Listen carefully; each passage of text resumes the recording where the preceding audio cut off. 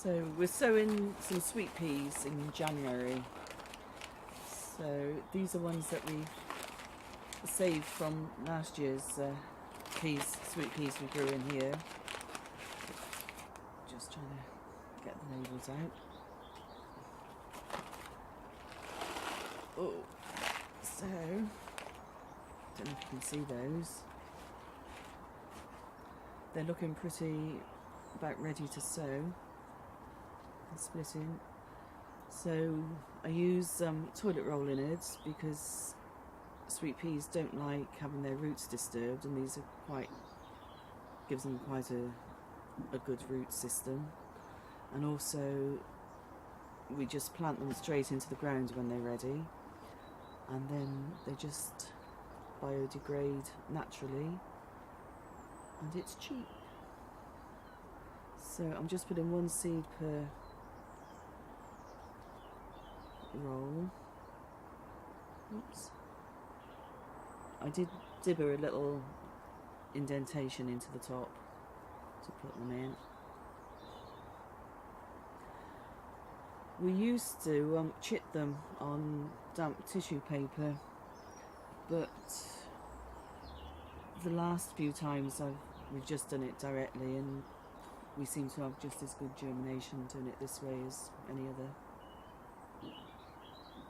I've got a few left over, so I'm just going to put them into the pots just to use them up a bit.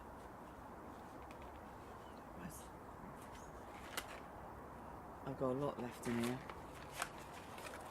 If we do get 2 or 3 coming up in each one, I'll probably thin them out.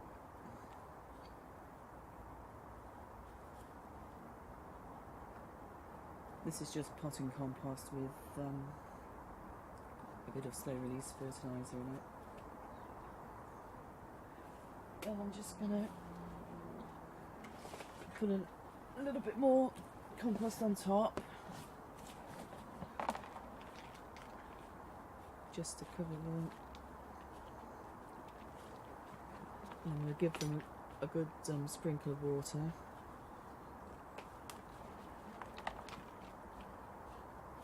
Because they're in a gravel tray, so there's no holes in the bottom, so it makes it easier to retain a bit of moisture.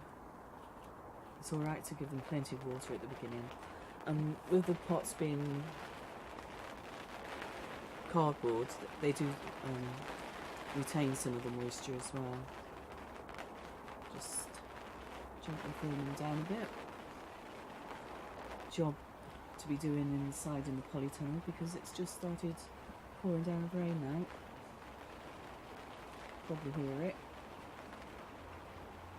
As the cardboard dries up, as they're growing, you can use that as an indicator of when they need watering.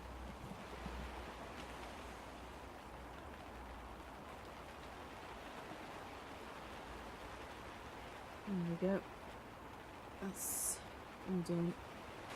And don't forget to label it. This just says sweet pea hours.